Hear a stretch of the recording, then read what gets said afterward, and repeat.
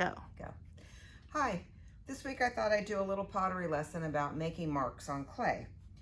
I've always been a big fan of stamping, and so I found these balls that I'm not sure, they look almost like they're wood, but I don't think they are because I don't think they're hand carved. But anyway, so I found these textured balls, and you can use them in a number of ways on the clay. So this one's got a nice flower on the end, and it's got all these leaves around the side. So you can take it and stamp directly into the clay, and you have to kind of round it a little more. I'm getting better at it as I do it.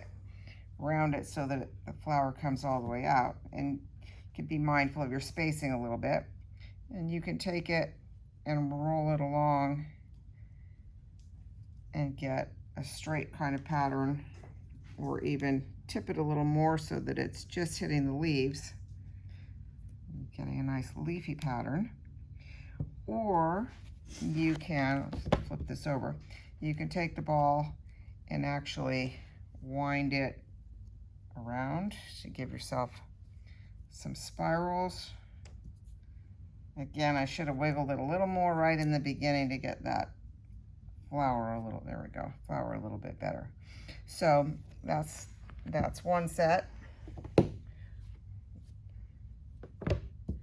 Feel like Julia Child pulling it out of the oven. So again, this one's a little different kind of pattern, so I'm going to roll up the side. So this one gives me a nice chain. So that would be nice going around a vessel, around the rim or the bottom of a mug or a cylinder or a vase. The flower on it, again, I'm going to round it out a little bit. Flower's very pretty on it. And if I want to start going more in a circle, you start to get these lines that are interconnecting. So there's lots that you can do. The third one that I have, let's flip that over. This one's got a lot of more scrolly type patterns. So again, we'll start by stamping and seeing what stamping looks like. That's pretty good. We're gonna roll like we did before to get our linear pattern. That's quite pretty also. So you just never know, you know, I'm always, like I said, always on the lookout when I go any place for things that look like they're going to make marks. And I can tell you I've had some adventures at the airport trying to get things through security when I buy them and people don't know why I'm trying to bring them on the plane. So yeah, so that's a pretty one also. So I think all three of these are pretty successful mark makers. The other thing that you can do with something like this is, let's see what the end of these are looking.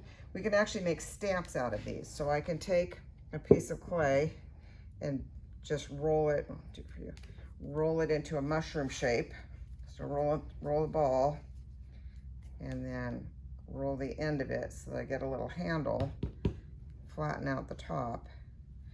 And we want to always have it pretty round because everything is going to show where you push into the clay. So we can take this and then we can put it, use this one, we can put it onto this piece and press down real hard. And again, be mindful of our edges. And then when we peel it away, sometimes, it's gonna come loose. I was gonna say, sometimes you have to spray Pam or something like that on it so that it releases easier. But this, once it's dry, I'll be able to fire it so that it becomes a little piece of bisque, and then roll clay in there and peel it out, and I'll have these flowers that I can then applique onto the sides of pottery. So let me try another one here with this.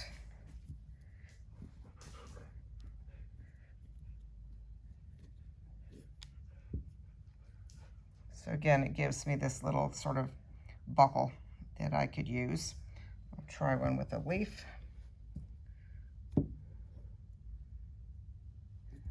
Oops, slipped.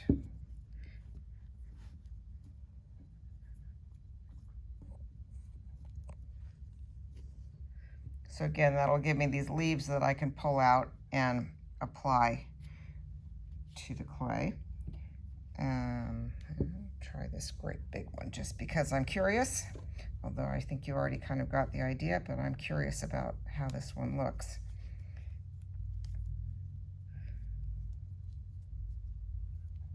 Peel it back.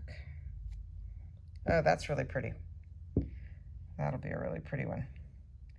So those are two things that you can do when you find things, and here are 3 hearts that I've made using each of these stamps. So this one I stamped the flower off the end of the ball, and then I rolled the which one is it? This one. I stamped the flower off the end, and then I rolled these lines around the edge. This one was the one with the leaves, so I created a kind of a meadow in the middle and then put some leaves around it. And the last one is this one, which is more abstract. So this one's got the smaller flowers and then just the more abstract patterns that are coming off of this more linear design. So that's your lesson for today. So when you're out and about on your travels, look for things that make interesting marks and bring them home and stamp them in the clay, because you just never know what you'll find.